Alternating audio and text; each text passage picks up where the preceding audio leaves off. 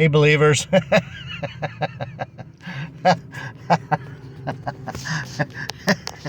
In your face. I didn't realize that I didn't. Could you see the nose hairs? Fuck, what were you doing? Looking at my eye? That's funny shit. I turned it around and I saw that I was because I zoomed out for the, I'm sorry. Oh, fuck. I've been so, I don't know. I've been so dingy and I don't know what's wrong with me. Something's happening. But anyhow, enough about me.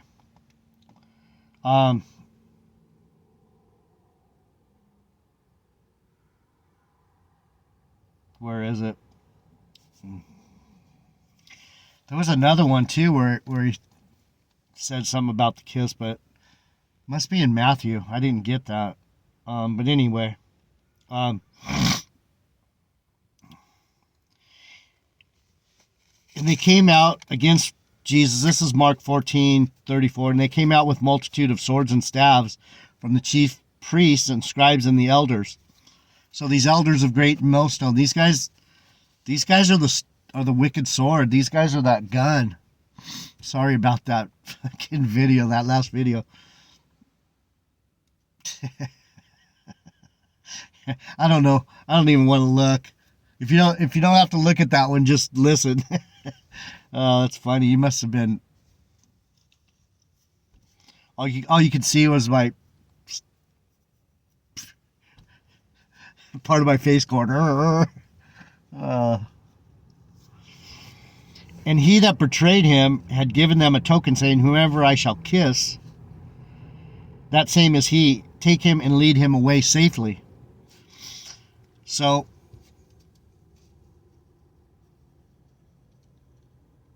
even though he was betraying him, he didn't want violence to happen in front of him. He didn't want anything. He wanted to see. I think Judas wanted to see what Jesus, in a lot of ways, when they made that pact, go do what you need to do quickly. And that's probably the part that would have been fun to get into again, is we know Jesus told him to go do it.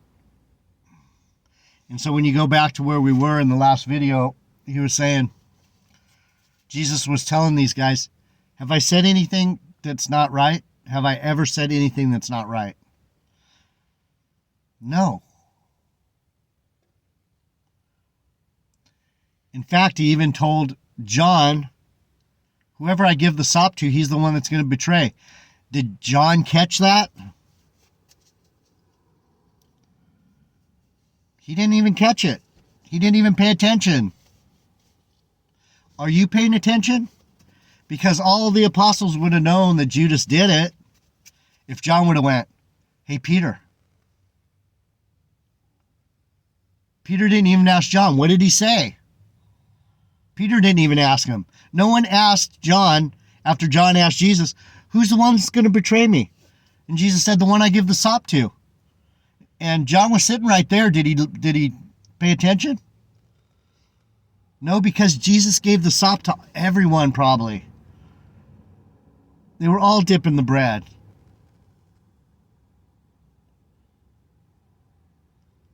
So what that's telling us is that if you're with Jesus, don't worry too much about what the other man's doing. All you can do is speak of him and who he is in truth. The truth is, he is the Son of God. The truth is, the Gentiles are our inheritance. The truth is, Joseph is not the father of Jesus. The truth is, it goes on and on. There's all these truths. He's our brother. He's our spiritual brother. He's our Savior. He's not somebody called Yahushua. His name is Jesus Christ, the Messiah, the branch. Pick a name out of the Bible. Why do you have to come up with your own fucking name, you dumb fuckers? GMS, you fuckers, man. There's plenty of names in the Bible that you could call him.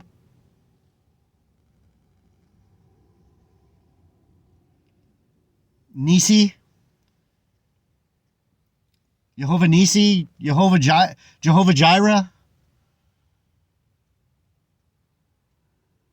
I don't know where you got this fucking fake name. Anyway, let me get this. And they laid their hands on him and took him, and one of them that stood by drew a sword and smote the servant, and Jesus answered and said, "Are you come out against a thief?" So, I missed the kiss part. And he that betrayeth him had given them a token, saying, "Whoever I kiss, that same is he, and take him away safely." And as soon as he had come, he went straight to him and said, "Master, Master," and kissed him. And they laid their hands on him and took him, right? He was just the guide. So back in Proverbs,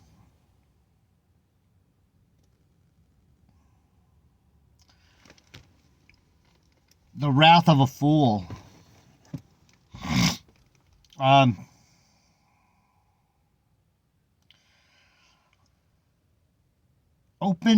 This is 27:5 of Proverbs, 27 verse 5. Open rebuke is better than secret love.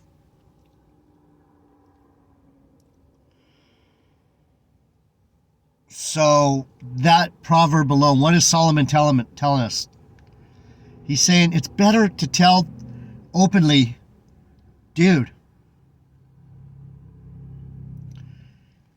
you're wrong. This is the right way. Come this way. Let me show you. Let me prove to you. Let it be known that I tried to tell you. GMS, Tahar, Gabar. Let it be known that I'm telling you people, my brothers and sisters that are here, my family. You understand what I'm saying? Some of you are trying to understand. Believe me, I'm openly saying, do not put too much weight on what some of these pastors say, and think for yourself. Don't just eat anything these fuckers feed you, because a lot of it is going to make you sick, sick, sick.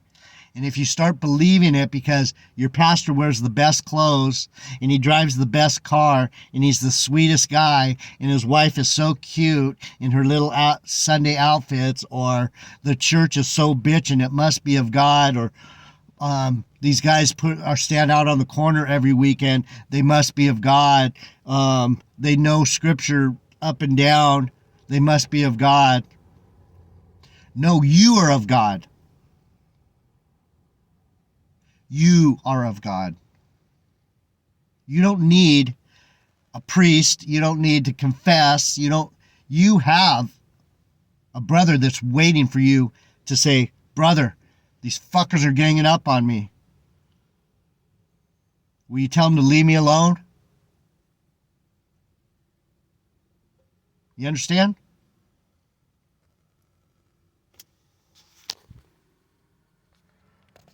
Sounded like the damn thing kicked off. Sorry about that last video. Don't look. Don't look. So let me get to it. Faithful are the wounds of a friend, but the kisses of an enemy are deceitful. So remember, the translations are not always the translations you think they are. Deceitful. What's deceitful?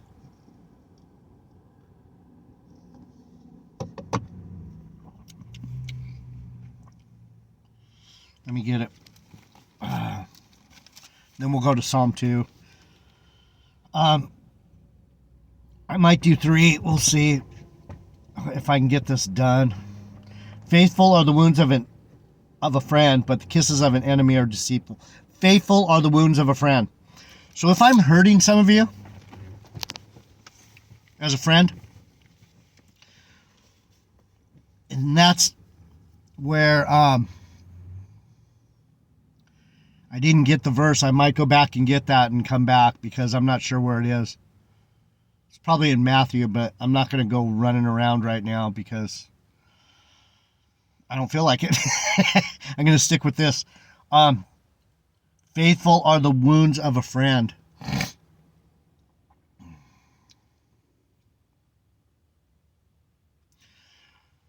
What does that mean? That means a friend who's telling you the truth. If it hurts, that means he loves you. He's trying to tell you. When the Lord chastises us and sets us straight, you should be glad that he cares enough to tell you, no, not that way, that way. And sometimes he has to do it in a hurtful way. And I could tell you a funny story of a couple years ago, but I don't want to go off. But just let it be known that for me, these days, I have a very short leash. And as long as I'm walking with him and listening closely, he's going to take care of me. He's not going to let me get hurt. But I have to lay back and let him guide me right now, because if I start trying to force myself into this world again, he's going to wound me. He's going to hurt me. He's going to make something bad for me, and I don't want him to hurt me anymore. I've been hurt enough by this world, and I've come against him enough times that we're at an understanding, you might say. So as a friend, I'm telling you, if you're into some of these false religions and you're listening to some of these false prophets, I'm just telling you, you've got to think differently. So, but the kisses of an enemy are deceitful. Let's get the word deceitful. 6. Salakia 27:6.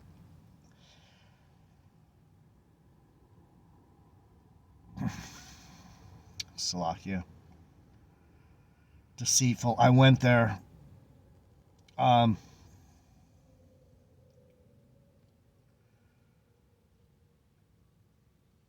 Matthew 26:48. I guess we have to go here. This is probably where Judas kisses Jesus. I wouldn't doubt it. The kisses of an enemy are deceitful. Matthew 26. Sorry. This is see how it is for me right now. I'm not very sharp right now. It's bothering me. 27. Matthew 26:49. Better make sure I got it right? 26:49. All right, we went right there. Jesus' betrayal and arrest.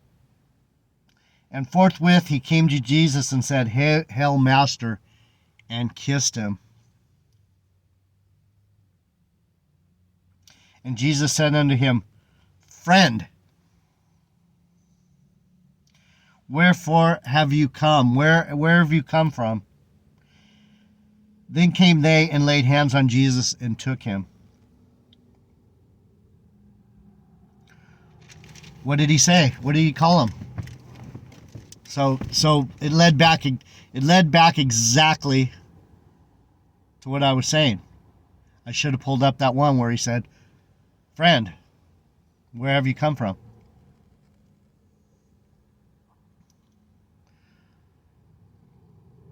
What did Jesus call him? He called him a friend. Faithful are the wounds of a friend.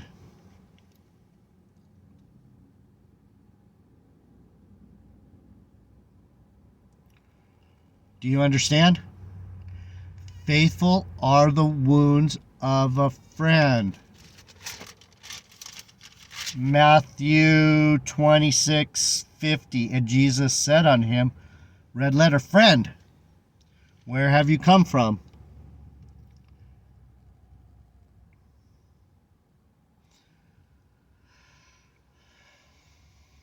I've been walking to and fro throughout the earth looking for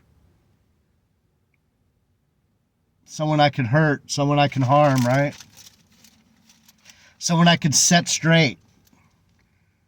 Have you considered my servant Job? I know he's protected. I know he's a righteous man. You won't let me touch him. Go, touch him. Just don't kill him.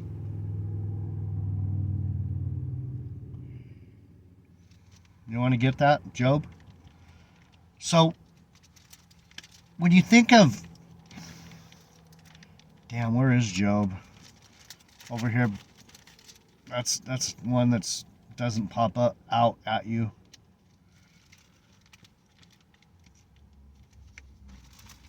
Friend. Where are you coming from? I'm walking to and fro with you, Jesus. And now you're going to be wounded. Right? Thomas wanted to see the wounds. He wanted to see Jesus one last time. Did you actually get wounded? Did you actually die and come back? Let me see the wounds. The wounds of a friend.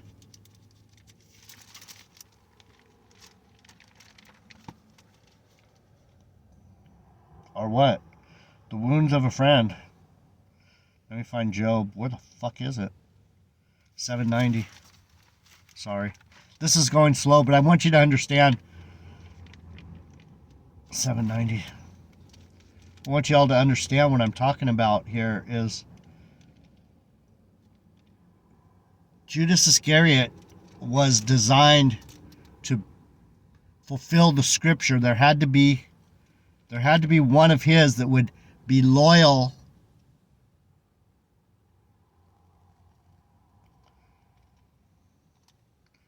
Let me get Psalm 2 and then we'll go to Psalm 2. Kind of, if I remember right, it brings it around.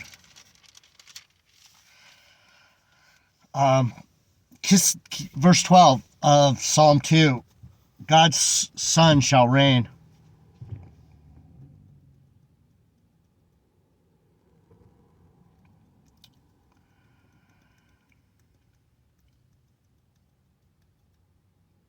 Thou, verse 9, thou shalt break them with a rod of iron. He's talking about the kings of the earth and the heathen. Thou shalt break them with a rod of iron. You shall dash them in pieces like a potter's vessel. These Black Hebrew Israelites, these cults, these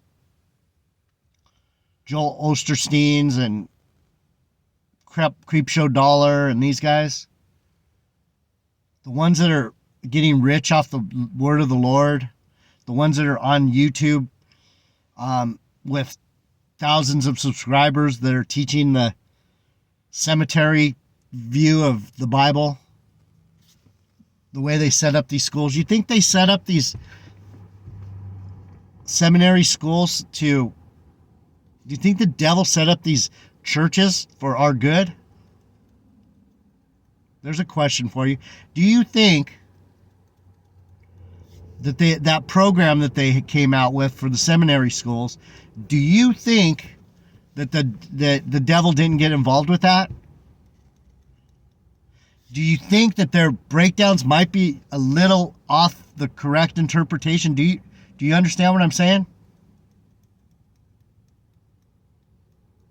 You can get on the wide gate. You can go that way. Lots of people are.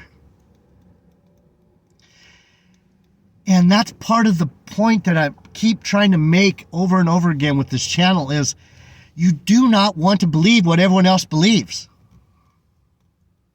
You need to find those cracks in the gate that you can slip through. Because those are the cracks that are going to open really wide for us when that time comes, because the Lord's going to go, man, you found that crack? Congratulations. You found me. Come in.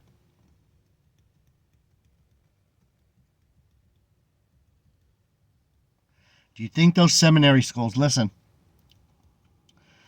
Be wise, therefore, O ye kings, be instructed, you judges of the earth. What's David saying? Let me see what I got.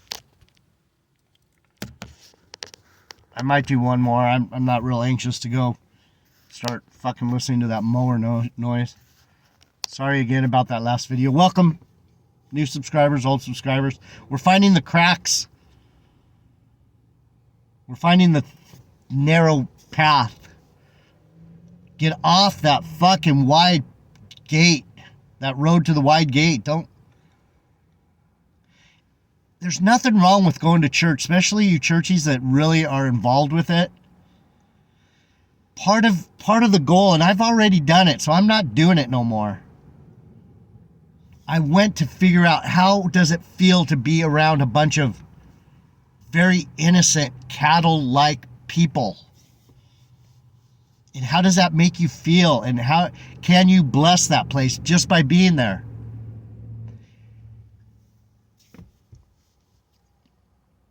I might go back. I don't know. The Lord might tell me, time to go back to this one or that one, but I'm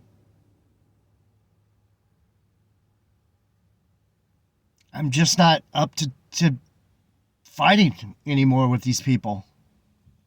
So let me get this so we can continue, so you can understand. Go to church, but question. Some of these pastors are really beautiful in the fact that they're finding their own loving teachings, and they're not necessarily like one of my pastors used to go. He used to do 3 of the same exact messages 2 or 3 times a year. So if you were there consistently, you would hear the same message within a year. He was just like a Rolodex. It's time for this and that. And he was lazy. It would change a little bit. He would find out new things and they would change a little bit, but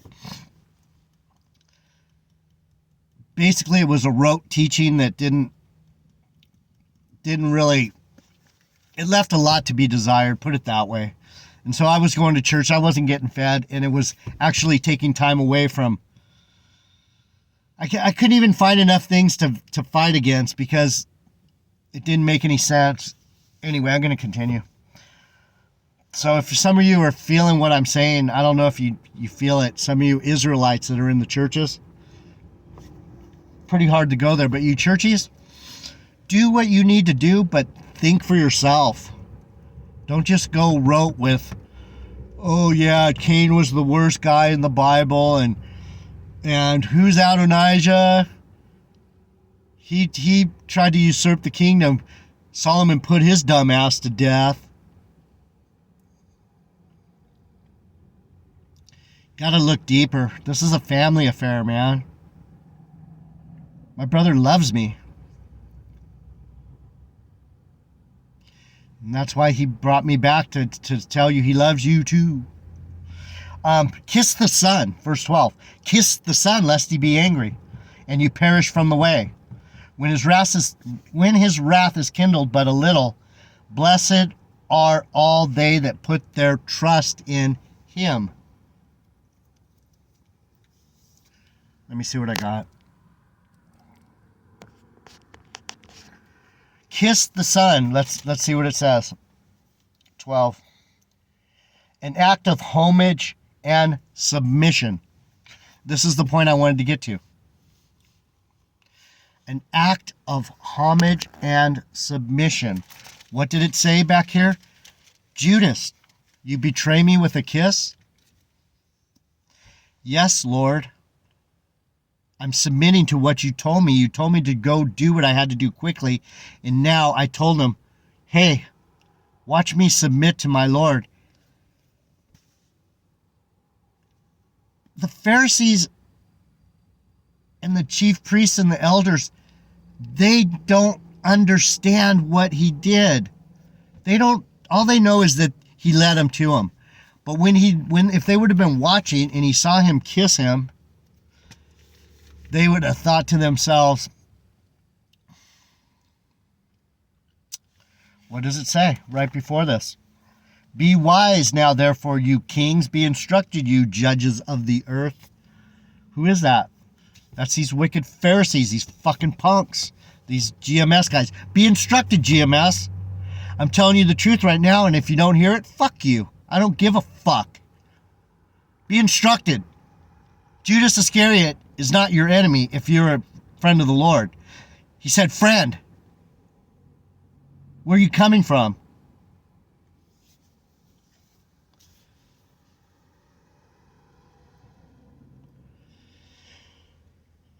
I know. I am that guy. I am that loyal motherfucker, man. I am that Judas Iscariot that's going to do what my Lord tells me to do. And you need to be that way too. You don't need to do what these fucking idiots are telling you. Oh, obey the law. Bow to Yahweh Ba'Shem, Yahweh Shai. Come to church every week and give me your money.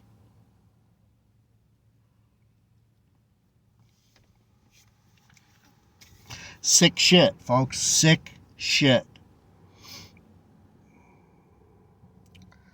Serve the Lord with fear and rejoice with trembling.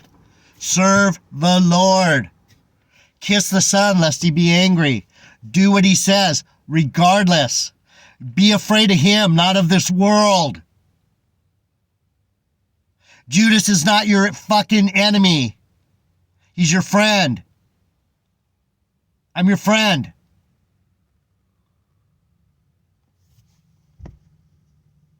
You hate me because I tell the truth? Let's go to Job. I'm going to do one more and then I'm going to go to work. Okay? I love you, believers. Subscribe if you want to learn about the Bible.